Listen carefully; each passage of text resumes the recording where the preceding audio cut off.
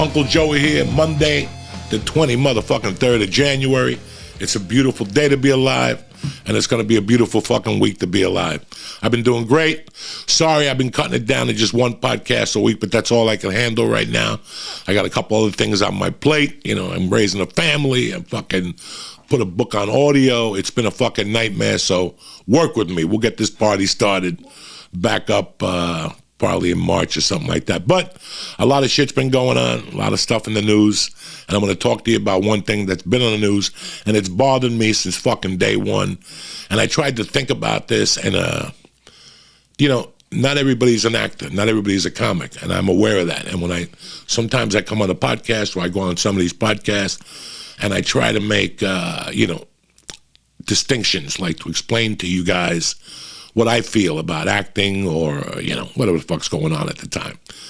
This, whatever his fucking name is, the Rush shooting, Alec Baldwin. This has been on everybody. You know, the decision got put out last week, and then nobody really said anything about it. Like, I didn't see anything. It's not like I'm looking.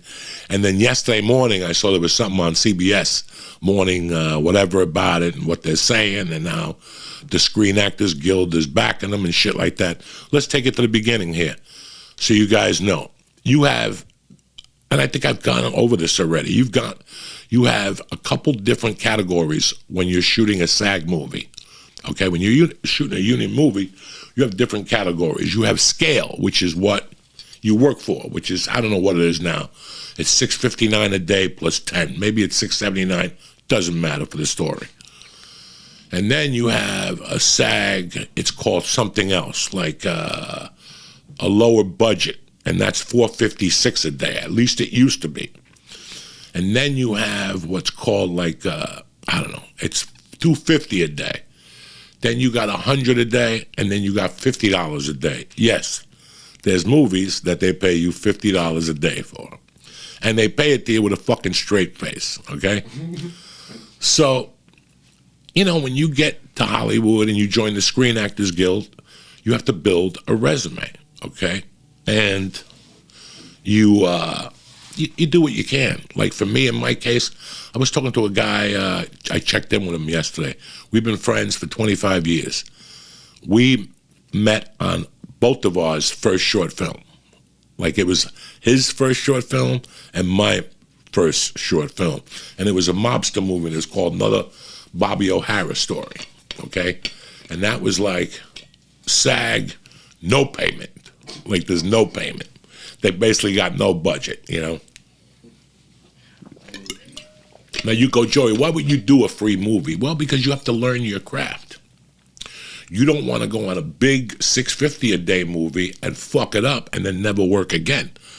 So what you do is you start off small. Now, in my case, guys, I'm going to tell you my fucking history of shooting. I shot a college film when I was in college, not prison college, but college at the University of Colorado, and it won some film festival or something. I didn't go, you know. It was a student film. And then I did an industrial corporate video in Seattle when I was coming up. And then I moved to LA, and the first thing I booked was a John Fogerty video. And yeah. Did you see it? Like a hurricane? Did they even show me? No. You can't. Yeah, you're in it. Oh, I am in it? Because I remember like a split second. And then I had no film experience or nothing. And then, boom, I got lucky and I booked basketball. And I had no idea what I was doing, guys. I mean, no fucking idea, right? And then I went on that movie and I got a little, you know, I didn't do as well as I wanted to. Nobody said nothing to me, but I just knew by their reaction that I didn't know what I was doing. And that's fine. I wasn't supposed to know what I was doing. In fact, when I booked that movie, I was walking by the audition. And she goes, are you here for the audition? And you know me, I'm like, yeah. If you're asking me if I'm here, that means I can read for it. Like I'm ready for it. She didn't know who I was. She made a mistake and I made a mistake. Then I went in there and just booked it off of fucking watching movies all those years. I just took like a beat, whatever. I didn't know what I was doing, guys. And I got put in basketball. I had no idea. When I got to that set, guys, I didn't even know. When they would say hit the marks, I didn't even know hit the marks. Hit the marks is stand on your line. They put lines and you stand on that. I didn't even know that. They kept saying, "Sir, can you please stand in your mark?" I had no idea what they were talking about.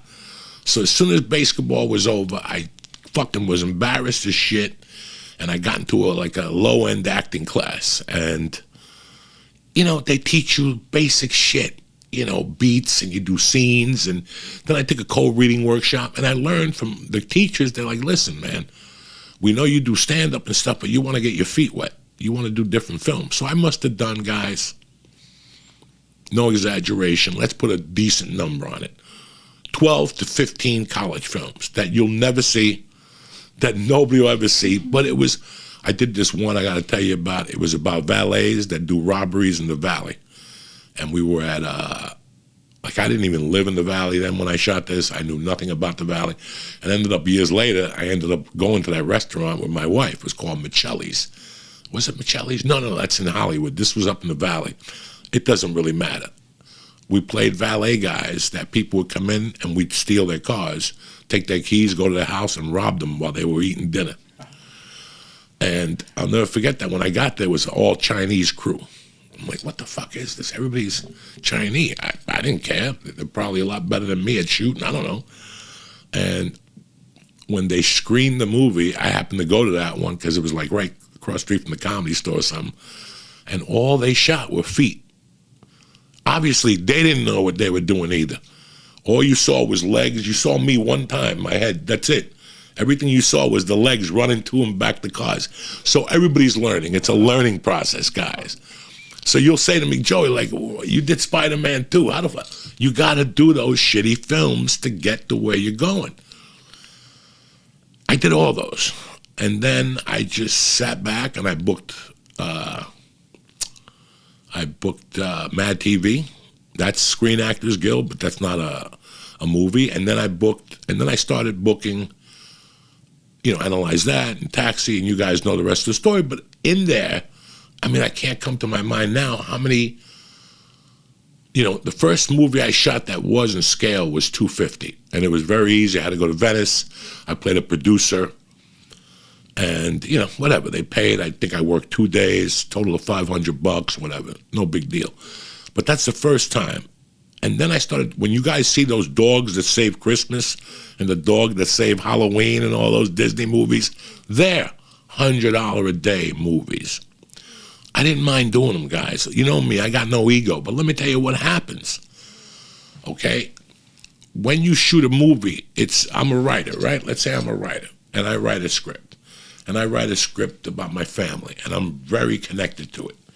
You know, I'm very connected to this script. This script has a meaning to me. And I fucking talk to Pacino. I'm just throwing names here, guys. I don't want you talk to Pacino? No, I talk to Pacino, and I talk to all their agents. I talk to Christopher Walken.